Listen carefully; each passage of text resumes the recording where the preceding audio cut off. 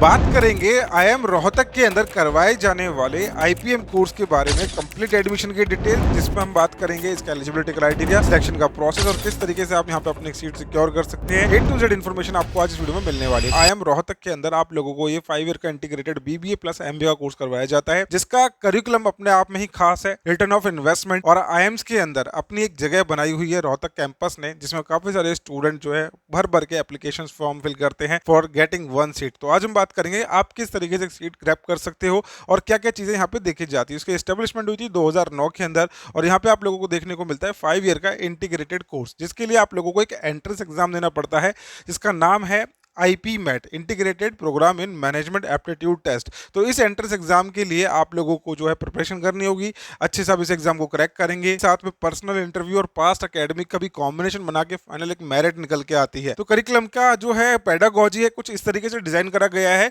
कि हर एक ईयर में आपको 3 टर्म देखने को मिलते हैं। नॉर्मली आप देखेंगे तो बीबीए कहीं से भी करोगे तो 2 सेमेस्टर में हम जो है डिवाइड करते हैं सिलेबस को, लेकिन जो रोहतक का करिकुलम है बहुत ही एडवांस है। इसलिए आप देखेंगे कि इन्होंने अपने जो 3 साल का करिकुलम है, जो आपका स्टार्टिंग का बीबीए होता है, उसको पहले हर एक साल के अंदर इन्होंने 3 टर्म्स के अंदर डिवाइड करा है। तो कुछ इस तरीके का इनका पेडागोजी होता है, जिनमें इन्होंने चैप्टर्स पूरा जो है मेंशन करा हुआ है, आवर्स मेंशन करा हुआ है कि किस टॉपिक को हम कितना आवर्स देने वाले हैं, नंबर ऑफ सेशन कितने होंगे, क्रेडिट कितना कैरी करता है। तो फर्स्ट ईयर के अंदर 3 टर्म आपको देखने को मिल रहे हैं। सो एवरी ईयर आप लोगों को 3 टर्म्स के अंदर डिफरेंट डिफरेंट सेक्शन जो है पढ़ने को मिल रहे हैं और बहुत ही एडवांस करिकुलम आप लोगों को देखने को मिल जाता है।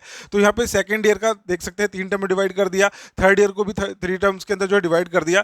बाकी जो फोर्थ और फिफ्थ ईयर है, जो इनका पीजीपी कोर्स है, उसके अकॉर्डिंग जो है डिवाइड करा जाता है, जो कि इनका बेसिकली एमबीए आपका आगे होता है आफ्टर 3 इयर्स। उसका जो है करिकुलम सेम एज रहने वाला है। जो आप जनरली कोई स्टूडेंट अगर कैट का एग्जाम क्रैक करके इनके यहाँ पे एमबीए में एडमिशन लेता है, उसके हिसाब से इनका जो है आगे का सारा करिकुलम को डिवाइड करा जाता है। चलिए, आफ्टर द करिकुलम जो हम देखेंगे वो है एलिजिबिलिटी क्राइटेरिया। मेनली जो है देखना यही पड़ता है कि स्टूडेंट यहाँ पे अप्लाई करने के लिए एलिजिबल है या नहीं। तो एडमिशन क्राइटेरिया के अंदर सबसे इंपॉर्टेंट चीज क्या होती है कि स्टूडेंट की जो एज है वो 20 ईयर से कम होनी चाहिए, ठीक है।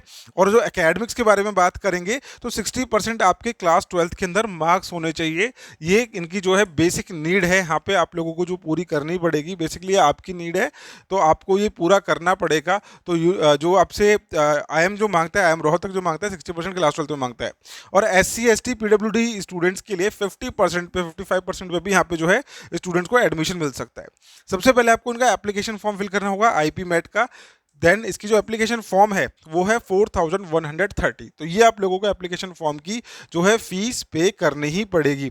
अब सिलेक्शन प्रोसेस को थोड़ा सा हम समझने की कोशिश करेंगे, क्योंकि काफ़ी सारे स्टूडेंट इस अगर सिलेक्शन प्रोसेस को अच्छे से समझ लेते हैं तो वो मेंटली अपने आप को प्रिपेयर कर लेते हैं फॉर दी एडमिशन प्रोसेस, जो फर्दर आगे जो है आप लोगों को देखने को मिलने वाला है। काफ़ी सारे स्टूडेंट्स क्या करते हैं कि अपना जो सिलेक्शन का प्रोसेस है उसको अच्छे से गो थ्रू नहीं करते। मैं आपको उनके PDF के थ्रू भी समझाऊंगा। सबसे पहले मैं आपको बता दूं कि क्या क्या स्टेजेस बेसिकली यहाँ पे होती है। फर्स्ट स्टेज क्या होती है, सबसे पहले आप लोगों को ऑनलाइन रजिस्ट्रेशन करना है, जिसका मैंने एप्लीकेशन फॉर्म की फीस आपको बताई थी 4000 अराउंड जो है फीस होती है। फीस देने के बाद आपको IPMAT का एग्जाम देना पड़ेगा, ठीक है। इस एप्टीट्यूड टेस्ट को देने के लिए आपको डिफरेंट डिफरेंट सेंटर्स मिलते हैं, तो वहाँ पे आपको क्या है जाके एग्जाम अपना देना पड़ेगा। इस एग्जाम के पैटर्न और सिलेबस के बारे में भी हम अच्छे से बात करेंगे। देन इसके बाद का जो प्रोसेस है उसके अंदर स्टूडेंट्स को शॉर्टलिस्ट करते हैं, क्योंकि नंबर ऑफ सीट्स बहुत ही लिमिटेड है। सीट्स कम होने की वजह से नंबर ऑफ एप्लीकेशन जब यहाँ पे ज्यादा हो जाती है तो इनको स्टूडेंट्स को बहुत ही सारे पैरामीटर्स को देख के जो है जज करना पड़ता है। तो यहाँ पे आप देखेंगे शॉर्ट लिस्टिंग ऑफ कैंडिडेट किस बेसिस पे होती है, पर्सनल इंटरव्यू देखा जाता है, पास्ट एकेडमिक्स देखी जाती है। देन उसके बाद क्या करा जाता है, कॉम्बिनेशन देखा जाता है दोनों का। एंट्रेंस एग्जाम जो दिया है और साथ में पर्सनल इंटरव्यू जो दिया है, दोनों को कंबाइन वो करते हैं। तो किस तरीके से करते हैं वो मैं भी आपको बताऊंगा, जो फाइनल मेरिट बनेगी। देन उसके बाद आप लोगों का जो रिटन एबिलिटी टेस्ट है वो देखा जाएगा। आप लोगों का जो साथ में आपका जो पर्सनल इंटरव्यू है उसको देखा जाएगा, पास्ट एकेडमिक देखा जाएगा। देन उसकी एक फाइनल लिस्ट बन के आएगी, उस लिस्ट में सिलेक्ट होने वाले स्टूडेंट्स को IPM में जाके एडमिशन मिल जाता है। चलिए अब इनके ब्रोशर के थ्रू समझते हैं कि इन्होंने कैसे मेंशन करा है, शॉर्ट लिस्टिंग किस तरीके से कर रहे हैं। तो जैसे ही आपने अपना एंट्रेंस एग्जाम दिया, IPMAT एग्जाम दिया, देन उसके बाद पर्सनल इंटरव्यू के अंदर ये स्टूडेंट्स को शॉर्टलिस्ट करते हैं। तो शॉर्ट लिस्टिंग कैसे होती है, पर्सनल इंटरव्यू में क्या क्या चीज देखी जाती है, आपका जो है on their basis of academics, general awareness and communication skills को बेसिकली पर्सनल इंटरव्यू के अंदर जज करते हैं, जिसके बेसिस पे आपको मार्क्स मिलते हैं। और उसके बाद जो फाइनल लिस्ट अनाउंस होगी, the final merit list will be generated based on composite score of IPMAT। यहाँ पे 2024 देखने को मिल रहा है, क्योंकि मैं आपको पुराना बता रहा हूँ, 2024 के अकॉर्डिंग बता रहा हूँ। बाकी वैसे हर साल ये सेम ही रहता है। है, तो past academics and personal interview, इन तीनों का जो है कॉम्बिनेशन मिला के आप लोगों की फाइनल मेरिट बनती है और जो स्टूडेंट उसके अंदर टॉप स्कोरर्स होते हैं उनको यहाँ पे एडमिशन मिल जाता है। तो फाइन, आप लोगों को शायद ये चीज़ समझ में आ गई होगी अच्छे से। अब आपको जो कन्फ्यूजन हो रही होगी आईपी मेट के एंट्रेंस एग्जाम को लेके हो रही होगी, जो कि हम अभी क्लियर करने वाले हैं। एग्जाम का पैटर्न क्या होता है? एग्जाम का पैटर्न आईपी मेट के अंदर आपसे यहाँ पे 3 सेक्शन पूछे जाते हैं, वेयर एज जब आप देखते हैं IIM इंदौर के एंट्रेंस एग्जाम के बारे में अगर आप देखेंगे तो वहां पे आप लोगों को 2 ही सेक्शन देखने को मिलता है, क्वांट्स देखने को मिलता है और आपको वर्बल एबिलिटी देखने को मिलेगा। लेकिन वेयर एज आईपी मेट के बारे में बात करें रोहतक के केस में, तो यहाँ पे आपको 3 सेक्शन देखने को मिल जाते हैं, जिसमें हर एक सेक्शन को 40 क्वेश्चंस के अंदर आप लोगों को डिवाइड करा जाता है। तो लॉजिकल रीजनिंग आएगा, क्वांटिटेटिव एबिलिटी आएगा और वर्बल एबिलिटी आएगा। तो 40 मिनट्स फॉर ईच सेक्शन, हर एक करेक्ट आंसर पे आपको 4 मार्क्स दिए जाएंगे, -1 का डिडक्शन होगा अगर आप गलत आंसर अपना करके आते हो। तो ये आप लोगों का आईपी मेट का एंट्रेंस एग्जाम का पैटर्न है बेसिकली। जब हम बात करते हैं इसके सिलेबस के बारे में, तो 3 डिफरेंट सेक्शन है। अब यहाँ पे आप लोगों को ये चीज़ ध्यान में रखनी है कि कहीं ना कहीं डिफिकल्टी लेवल ऑफ एग्जाम जो है थोड़ा सा हार्ड होता है। टॉपिक्स के बारे में बात करें तो ये तीनों सेक्शन अपने आप में बहुत ही वास्ट है। हर एक कॉम्पिटेटिव एग्जाम के हिसाब से ये तीनों सेक्शन देखे जाएंगे तो अलग अलग जो है डिफिकल्टी लेवल पे आ सकते हैं। बात करेंगे सीयूटी के जनरल टेस्ट के बारे में, तो वो बहुत ही एक मॉडरेट सा कह सकते हैं कि भैया उनका पैटर्न है, सिलेबस है, क्लास 8 लेवल के क्वेश्चन आंसर्स है। लेकिन जब हम बात करते हैं आईपी मेट के बारे में, तो आप लोगों को थोड़ा सा हायर लेवल अपना रखना पड़ता है।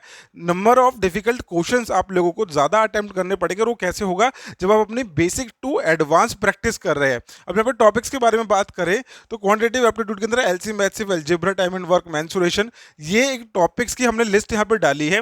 लेकिन इसके अलावा भी एक लिस्ट है जो आप लोगों को गो थ्रू करनी पड़ेगी, यानी कि ये जो सेक्शन है यही टॉपिक जो है फ्रिक्वेंटली रिपीटेड होते हैं, लेकिन ये लिस्ट लंबी है। Clock, series, alphabet test, direction, calendar, coding, decoding, analogy, circular arrangement, dice, cubes, then इसके अलावा आपका ब्लड रिलेशंस भी आ जाता है। तो रीजनिंग का भी अगर सेक्शन देखेंगे तो बहुत ही वास्ट सेक्शन इसका भी देखा जाता है। वर्बल एबिलिटी के अंदर आपको बेसिकली वोकैबुलरी और अपना कॉम्प्रहेंशन पे वर्क करना पड़ता है।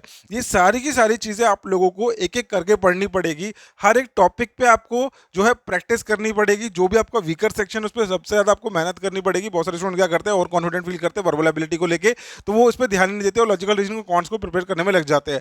काफी सारे स्टूडेंट जिनकी मैथ्स अच्छी है वो क्वांट्स पे ज्यादा ध्यान नहीं देते, वो रीजनिंग पे ध्यान देने लग जाते हैं। लेकिन आप लोगों को ये तीनों ही चीजें जो है बैलेंस करके चलनी पड़ेगी। अगर आप इसके एंट्रेंस एग्जाम की प्रिपरेशन करना चाहते हैं तो आप आज ही डाउनलोड कर लीजिए हायर एजुकेशन की एप्लीकेशन, जिसपे हम IPMAT plus JIPMAT के एंट्रेंस एग्जाम की प्रिपरेशन डेली लाइव क्लासेस के थ्रू करा रहे हैं। हमारे इस कोर्स के अंदर हम हर एक सेक्शन के ऊपर डिटेल लेक्चर्स आपको प्रोवाइड करने वाले हैं और आप लोगों को हर एक टॉपिक पे मॉक टेस्ट और एक फुल लेंथ के मॉक टेस्ट का सीरीज जो है हमने आप लोगों के लिए अपलोड करा हुआ है, जिससे आप अपने प्रैक्टिस को और भी अच्छा बना सकते हैं। तो देर किस बात की, डाउनलोड कर लीजिए हायर एजुकेशन की एप्लीकेशन, जिसमें हम डेली लाइव क्लासेस के थ्रू आप लोगों की प्रिपरेशन करवा रहे हैं। अब हम बात करते हैं इसके फीस स्ट्रक्चर के बारे में। तो फीस स्ट्रक्चर यहाँ पे आप देख सकते हैं। यहाँ पे आप लोगों को फर्स्ट ईयर में फीस जो रहती है 5,88,500 रुपीज रहती है। सेकंड ईयर में 5,88,500, थर्ड ईयर में भी सोन, इस तरीके से आप लोगों की जो है फीस स्ट्रक्चर रहने वाली है। ओवरऑल अगर हम देखेंगे लमसम आप लोगों की जो फीस होगी 18 लाख के अप्रोक्सीमेटली आपकी जो है 3 साल की फीस हो जाती है। इसके बाद जो फोर्थ और फिफ्थ ईयर की जो फीस है वो आप लोगों की according to the PGP course के अकॉर्डिंग फीस लगने वाले, जो पीजीपी कोर्स की फीस होगी वो आप लोग यहाँ पे करते हो, क्योंकि आप डायरेक्टली 3 इयर्स के बाद अपने पीजीपी कोर्स में एनरोल हो जाओगे। तो ये आप फीस स्ट्रक्चर जो देख रहे हो, बहुत सारे स्टूडेंट्स क्या बोलते हैं सर इसकी तो फीस बहुत ज्यादा है, हम कैसे इसको टारगेट कर रहे हैं। तो देखिए यार, आपके लिए नहीं, ऐसे बहुत सारे स्टूडेंट्स हैं जिनके लिए फीस बहुत हाई है। तो आप इस केस के अंदर जैसे आपका आईएम के अंदर सिलेक्शन होता है तो आप अपना एजुकेशन लोन के लिए अप्लाई कर सकते हैं। एंड आईएम में सिलेक्शन होना एक कोई छोटी मोटी बात नहीं है। इसके बेसिस पे आप लोगों को बहुत ही आसानी से लोन मिल जाता है, क्योंकि इसकी आरओआई काफ़ी अच्छी है। जो भी स्टूडेंट अगर यहाँ पे देख रहे हैं इस वीडियो को, मैं आप लोगों को यही बोलूँगा, डरना नहीं है आप लोगों को, क्योंकि यहाँ पे अगर आप एजुकेशन लोन के थ्रू भी जाते हैं तो भी आप लोगों को जो है आरओआई काफ़ी अच्छी देखने को मिल जाएगी। बट मैं हर एक स्टूडेंट को लोन लेने के लिए नहीं बोलूँगा। जो स्टूडेंट भैया लगता है जिसको आगे जाके जॉब करनी है कॉर्पोरेट के अंदर और एक मतलब पोटेंशियल है खुद के अंदर भी कि मैं कर लूँगा, वही एजुकेशन लोन के लिए बोले, क्योंकि ये अल्टीमेटली अंडर ग्रेजुएट कोर्स है ना। उसके बाद आप मास्टर्स में जा रहे हो, तो it totally depends upon you. But अगर आपकी फाइनेंशियल कंडीशन अच्छी है तो डेफिनेटली आपको यहाँ पे अप्लाई तो ज़रूर करना ही चाहिए। बात कर लेते हैं प्लेसमेंट्स इनसाइट्स के बारे में। तो यहाँ पे आप देखेंगे सेल्स एंड मार्केटिंग के अंदर 30% जो है स्टूडेंट्स को प्लेसमेंट मिली है, जिसके अंदर आप लोगों का हाईएस्ट पैकेज 48 लाख का गया है and average salary package 18.78 lakh का गया है। दूसरी तरफ 15% जो हुआ है वो फाइनेंस के अंदर हुआ है। फाइनेंस के अंदर आप देखेंगे 24 lakh per annum highest CTC गया एंड 15.61 लाख पर एनम आपका जो है एवरेज गया। दूसरा आप देखेंगे यहाँ पे जनरल मैनेजमेंट एंड एचआर के अंदर 21 लाख पर एनम हाईएस्ट गया, 16.17 एलपीए गया, यानी कि आपका एवरेज सीटीसी। इसके बाद प्रोडक्ट मैनेजमेंट आईटी ऑपरेशन के अंदर 46.76 lakh per annum highest package गया है एंड 27 लाख पर एनम जो है कि एवरेज गया है। दूसरी तरफ हम कंसल्टिंग में अगर देखते हैं तो कंसल्टिंग के अंदर 22 lakh per annum highest and then इसके बाद 16.37 एलपीए एक एवरेज पैकेज गया है। दूसरी तरफ अगर हम देखते हैं यानी कि सेल्स एंड मार्केटिंग में सबसे ज़्यादा हाईएस्ट सैलरी पैकेज स्टूडेंट को देखने मिला है 48.25 लाख पर एनम। अगर किसी स्टूडेंट को एक साल में ही 48 लाख का पैकेज मिल रहा है तो उसकी आरओए अगर आप देखते तो 3 साल की फीस स्टूडेंट ने भरी 18 लाख और उसके बाद जो बाकी की जो फीस है वो पीजीपी प्रोग्राम के अकॉर्डिंग करी। एक स्टूडेंट ने अगर एक अच्छा पैकेज यहाँ से निकाला है तो पहले साल के अंदर ही अपने पूरे कोर्स की फीस को जो है रिटर्न कर सकता है। तो ये it's all depend upon the student की उसके क्या कैलिबर है, वो किस तरीके से उसको आगे परस्यू कर रहा है। हर एक स्टूडेंट का अपना अपना जो है विजन होता है कोर्सेज को लेके, एकेडमिक्स को लेके। तो आप लोगों को भी ये चीज़ जो है देखनी चाहिए, है ना। तो ये काफ़ी अच्छा है और आईपीएम एक बहुत अच्छी अपॉर्चुनिटी है डायरेक्टली क्लास 12 के बाद अपना एमबीए कोर्स के साथ साथ आपका जुड़ने के लिए। यानी कि अगर कोई स्टूडेंट बीबीए करके सोचता है कि मैं एमबीए कहाँ से करूँ, तो वो सारी सरदर्दी आपकी खत्म हो जाती है। सेम इस वीडियो की तरह हम बनाने वाले हैं हमारा आईएम इंदौर के ऊपर डिटेल वीडियो, वो भी आप जरूर जाके गो थ्रू कर लेना, जिसका लिंक मैंने आपको यहाँ पे दे दिया है। तो जाके यहाँ से इस वीडियो को देख सकते हैं।